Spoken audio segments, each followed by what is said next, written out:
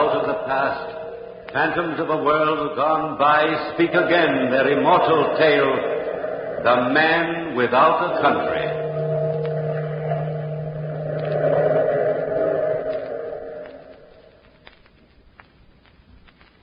Philip Nolan, officer in the pay of the United States Army.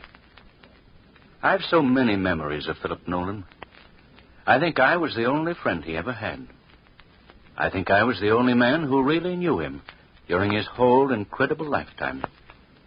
I knew what he suffered when his boy's dream turned into a living nightmare.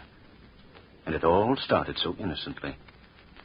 Philip Nolan was 20 years old or so, and he'd conceived a bad case of hero worship for Aaron Burr. Burr. Philip and I were stationed together at camp. We were in the Legion of the West, and it was then, in the year 1805, that we had become close friends. I remember one particular evening that Philip and I were strolling down the barracks together. Philip was excited. Hale, imagine, Burr will be here at this camp tonight, and I've permission to see him. That's a man for you, Hale, a real man. You know what they say about him? He is going to break away from the United States. And he's got an army behind him, an empire before him. Conquer Mexico. You know what? I'd enlist behind Aaron Burr and follow him straight to hell if it were necessary. I wonder if I could enlist with him. I'll ask him tonight. That's what I'll do. Tonight. That was a great day for poor Nolan. As soon as Burr arrived, he sent for Nolan. Nolan responded immediately, and he ran from barracks all the way to the great man's room.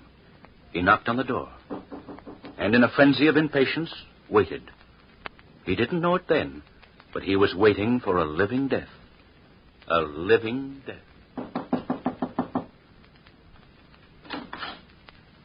Mr. Nolan. Well, sir, it's been a long time since I've seen you. Mr. Burr, I've written you repeatedly, time and time again. I thought when you didn't answer, you'd forgotten me. Forgotten you? Indeed, no. Come in, boy. No, I haven't forgotten you.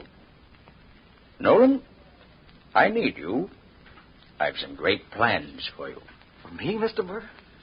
Plans for me? Yes, indeed. Sir, is it true what they say? Well, Nolan, that depends on what they say. You can tell me that. You're starting a new army? You're out for empire to set yourself up over Mexico and... Ah. So they've gathered that much, have they? Well, Nolan, don't spread that rumor around. But between you and me... You and me? Oh, Mr. Burr, Sir... Nolan, you're a good man. How'd you like to take me out in your skiff and show me the canebrake or a cottonwood tree? I've always been interested in the terrain in these parts. Interested? Or, is this terrain part of your plan, too, Mr. Burr? Well, we'll talk about that in your skiff. Time enough out there, Nolan. Yes, there was time enough to talk about a lot of things in the skiff.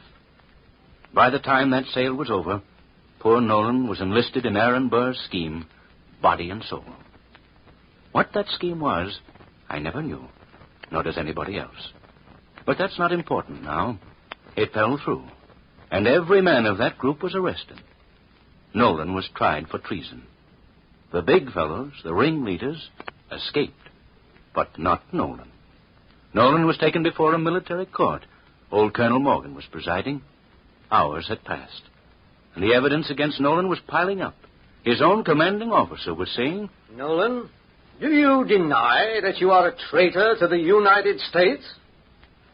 Mr. Nolan, can you deny that you agreed to march anywhere at any time under the command of the traitorous Aaron Burr, even if he had commanded you to march against your own country, to march against the United States? No, I don't deny it. Mr. Nolan, as presiding judge, I want to ask one question before the gentlemen of this court will judge you.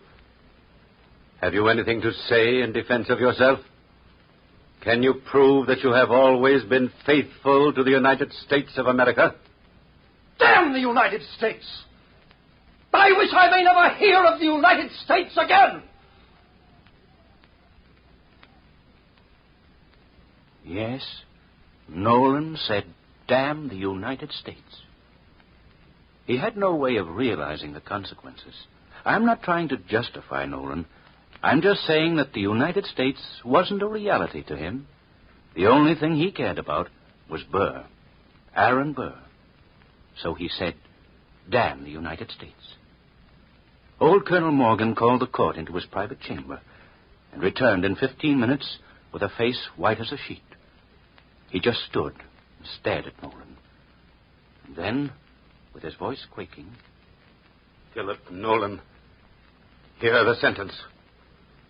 The court has decided, subject to the approval of the President, Mr. Jefferson, that you never hear the name of the United States again."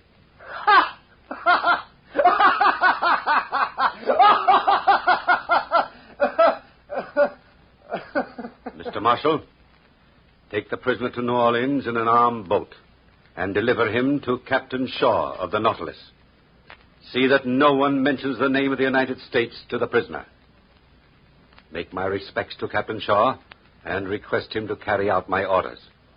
He will receive written orders from Washington to explain this in detail. The court is adjourned.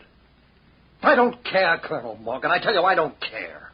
I'd say the same thing over and over again. Damn the United States! Damn the United States! Nolan was taken to New Orleans and placed on board the Nautilus. The ship set out for sea and traveled from New Orleans to the North American coast. It was at dock there that Captain Shaw received intelligence of the proceedings by mail. On board ship that evening, they were docked in the harbor. Captain Shaw explained it to Nolan. Nolan was still the swaggering youngster then, as the old captain related. "Well, Mr. Nolan, the word has come through from your former country's capital." From Washington? "Yes, Mr. Nolan. Well, what is the happy word? You're a man without a country, Mr. Nolan. Without a country? The court has sentenced you to have your wish fulfilled. You will never hear of your country again. You will live on board ship for the rest of your life. You may wear whatever uniform you wish. Naturally, my own uniform. The buttons will have to be changed for plain buttons. Well, why is that, sir? There is the insignia of your ex-country on the buttons. What? I see. You will remain under guard, of course, to prevent your escape. Naturally. But otherwise, you will have the freedom of the ship. And believe me, Mr. Nolan, you will not be exposed to any kind of indignity. Thank you, Captain. Thank you very much. And so it was that the man without a country sailed the 7 seas. He never stayed on one boat for more than a year. He went from ship to ship. And it was 10 years later that he was again shipping out on the Nautilus. He was shipping out of England this time, and I'd been sent over from America to England for special research. I was to come back on board the Nautilus myself. And so, of course, the very first day at sea, I was called into the captain's cabin. Oh, hello, Lieutenant Hale. Won't you come in? Thank you, Captain Shaw. Sit down, sir. Thank you. I called you into my cabin to talk to you about Philip Nolan. You no doubt know he's on board with us this trip. Yes, I've been told. He's an old friend of yours, I believe. Well, yes, we were in the Western Legion together. You know the story. Are they still maintaining silence, Captain? I'm afraid so. And as long as you're on board my boat, I must ask you to please never mention the United States to Nolan. No news of home, no talk about old times, no word of his family, and especially no word of the United States. Well, of course, sir. Whatever you say. And, Mr. Hale, be prepared for a shock when you see Nolan.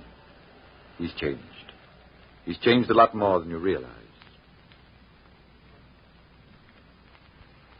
Changed. Yes, the captain warned me, but I wasn't prepared for what I saw.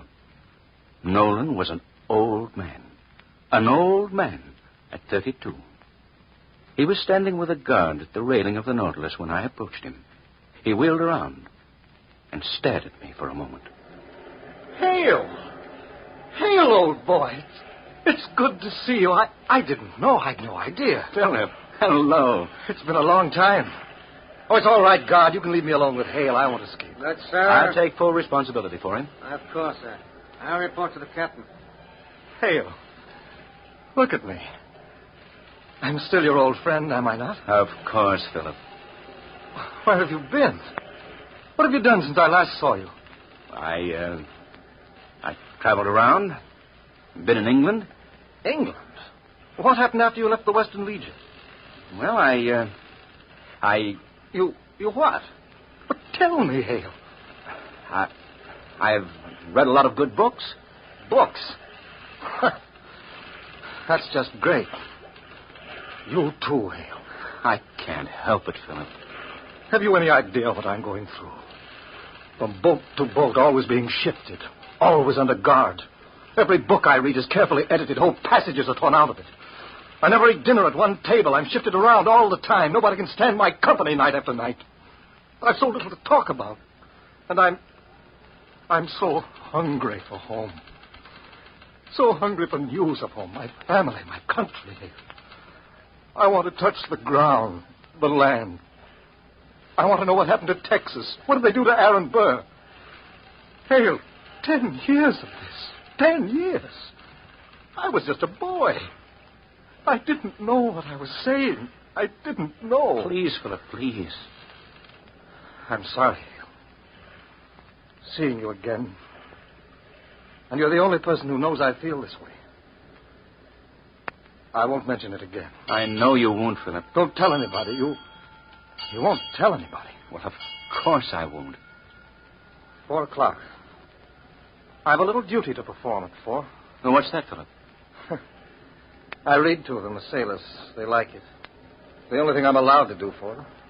They pick the book, and I read a chapter or so. Well, that sounds interesting. You mind if I come along? Not at all. Well, we'll go down this hatch over here. Follow me. This way. This way to the crew's quarters. Hi, hello, man. This is Lieutenant Hale. Hello. How do you do, sir? I hope you don't mind if I just sit here and listen. Glad to have you. What book have you picked out for today? Well, you started the Lay of the Lance Minstrel yesterday. Let's finish that. Good idea. Where is it? Here it is, sir. I've never heard of it. Oh, it's a good poem. I was on the 3rd canto yesterday. Yeah, let's see. Oh, yes. I'll start here. The aged harper, how soe'er, his only friend his harp was dear. Like not to hear it ranked so high above his flowing poesy. Less liked he still that scornful jeer. Misprized the land he loved so dear. High was the sound, as thus again the bard resumed his minstrel strain. Read more, Mr. Plain. Has anybody got a glass of water for me? My voice is sort of going. Oh, sure. Here you are, Mr. Nolan. I'll pour it for you. Thanks, son. Yeah, that's better. Now, the next verse. Quiet, everybody. Go ahead, Mr. Nolan. Breathes there a man with soul so dead, who never to himself hath said, this is my own, my native land, whose heart ne'er within him burned, as home his footsteps he hath turned, from wandering on a foreign strand. If such there breathe, go, mark him well. For him no minstrel raptures swell. High though his titles, proud his name, boundless his wealth, as wish can claim. Despite these titles, power and pelf, the wretch concerted all in I'm sorry, boys. I don't think I feel up to reading today.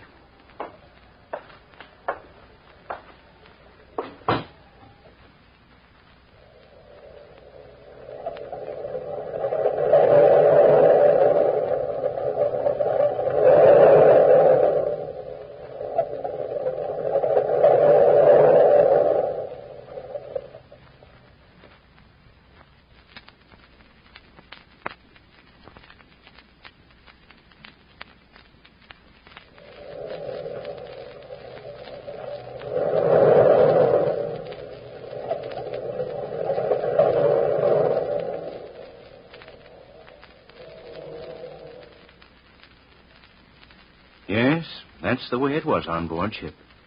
Little things like that poem were always occurring, and poor Nolan tried to take it all like a man. He stayed below in his cabin for 2 days after that, and I didn't want to intrude myself on his misery. So I spent my time talking to the captain and the crew. It was late the second afternoon. Captain Shaw, myself, and Lieutenant Vaughan were standing at the rail. And, of course, the conversation turned to Nolan. Vaughan was saying, Funny thing about Nolan. He never allows anybody to come into his cabin. I wonder why. That's his business. I don't think we should intrude, Lieutenant. Oh, sir, it was just curiosity. Hear what the men say about that cabin. And what do they say? Oh, some think it's full of voodoo tricks or some such nonsense. You know, Captain, if I were you, I'd order him to leave his cabin door open. Since I'm the captain, Mr. Vaughan, that decision is in my hands. Ship sighted off port, slaver. Pardon me, gentlemen. Ship sighted off port, slaver. Lieutenant Vaughan. Yes, sir. To your post, sir. We'll be pulling alongside the ship to board her. Yes, of course, sir. Ship sighted off port, slaver. Ship sighted off port, slaver. The ship suddenly came to life. We had overhauled a dirty little schooner which had slaves on board. We fired 2 shots across her bow, and the little ship struck her colors. A boat and officer were sent to board her. There was considerable commotion on the slaver, and we waited patiently. Nolan came on deck, who was standing at the rail talking to the captain, when Lieutenant Vaughan returned to report to the captain. Captain, sir, I can't understand them. Every man on board speaks some strange patois, though some of them can speak Portuguese. Portuguese, eh? Nobody on board here speaks Portuguese. I do, sir. I've learned to do many things in the 10 years of spare time I've had. You know him, eh? Well, would you oblige by acting as interpreter? Of course, sir. As well as I can. Thank you. Mr. Vaughan. Yes, sir. Have your men remove the handcuffs and the ankle irons from those men enslaved in that boat. Very well, sir. Come along then, Nolan. Lower second lifeboat, bosun. This way, Mr. Nolan. The boat was lowered, and we rowed over to the slaver. We stalled in the waters for half an hour, giving Vaughan plenty of time to quell any manner of resistance. By the time we boarded the boat, the 3-man crew was in chains, and the slaves, freed from their handcuffs and ankle irons, were swarming over the deck, wildly jubilant, shouting. But the deck was dirty, and the stench from the ship was strong, and the 3-man crew, chained to the mainmast, was shouting dire oaths at us as we boarded the side. Gracias a Dios. Sorte. Estaremos en casa dentro de poco. Mr. Nolan, ask those men which is their captain. Yes, sir. Quem é su capitão? Aquele ali. He's the tall man with the red hair, sir. Ask him if he knew that he was violating the law of the United... Ask him if he knew that he was violating the law, Mr. Nolan. Sabia que estava violando a leis dos Estados Unidos da América. No say nada. He says he knows nothing, sir. Nothing, eh? The rotten scoundrel. Look at the filth of this deck. Look at the way he had the slaves handcuffed. He knew what he was doing, all right. He was dealing in human flesh. Tell the slaves, Nolan, they're free. Quietos todos. O Capitão Shaw do barco Nautilus. Que lhes diga que estão todos livres. And you can also tell them that their captain will be hanged as soon as I can find enough rope to hang him with. O Capitão Shaw diz que a tripulação será punida. Tell them I'll take them to Cape Palmas. O Capitão Shaw diz que vocês serão levados ao Cabo das Palmas. What are they saying? I can't tell. They're all shouting at once. Wait till I single one of them out. Você, venha cá, silencio todos.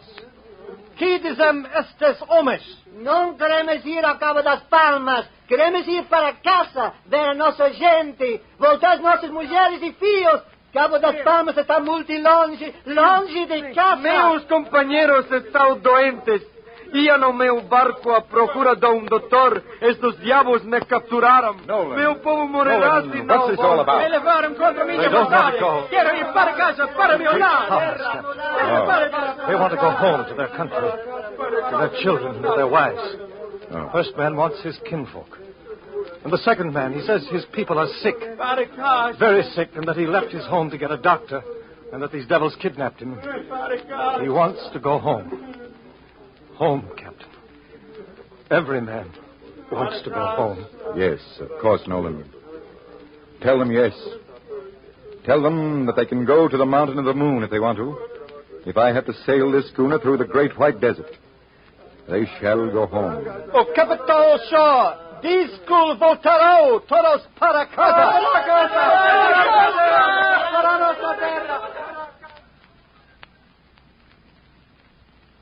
And so the slavers were returned to their homes. And they never forgot the look in the eyes of Nolan, the man who would help them. The rest of that journey was uneventful. When I left the Nautilus in the harbor of New York, I saw Nolan standing on the deck waving to me and shouting.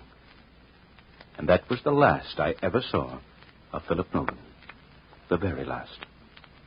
But I heard tale after tale of the courageous and self-sacrificing work that he did on board each and every ship he sailed on. And then this morning, I received a letter. A letter after 40 years have passed. A letter from Lieutenant Vaughan. Only he isn't a lieutenant now. He's a captain of his own ship. I opened the letter and started to read. Dear Mr. Hale, Philip Nolan died this morning. He never allowed anybody in his stateroom, as you know, until late last night. It was exactly 4 bells. I got a message from Nolan to come down to see him. I walked into the cabin, looked about for the first time. Do you know what that cabin contained? A shrine to America. A large American flag, a picture of Washington, a large bronze eagle, a map of the United States which he had drawn from memory. And Nolan lay on his bed, beckoning me to come closer to him. Vaughn, I know I'm dying. But you see, I have a country. Vaughn, I've had a country with me all these years. In my heart, Vaughn, I'm dying. Surely you can tell me something now. Please. Just something. Of course, Philip. Anything you want. The map. Tell me what belongs on my map. Is the Mississippi Territory still the Mississippi Territory? No, it's a state now, Nolan. Mississippi, Missouri. Yes, I've guessed that. Indiana, Michigan, and Ohio. Ohio was the last I knew. That makes 20 states in all. There are 34 now. Where are the other 14? You haven't cut up any of the old ones, I hope. They're not cut up. You're all pretty in the new 14 on your map for you. Florida. Imagine Florida state. Iowa, Illinois, Louisiana. What about Texas? What happened to Texas, Vaughn?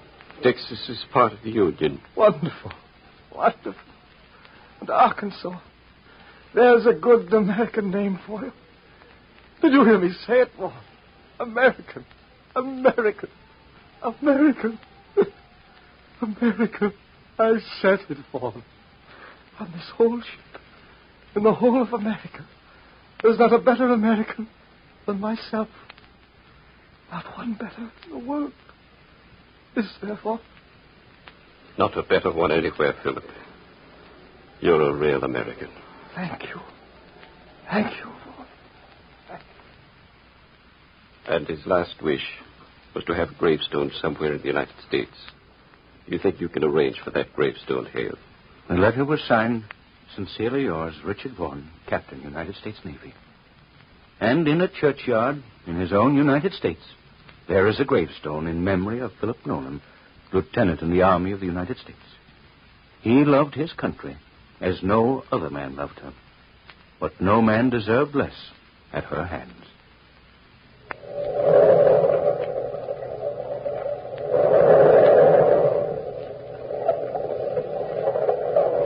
From the time-worn pages of the past, we have brought to you the story, The Man Without a Country. Bellkeeper, toll the bell.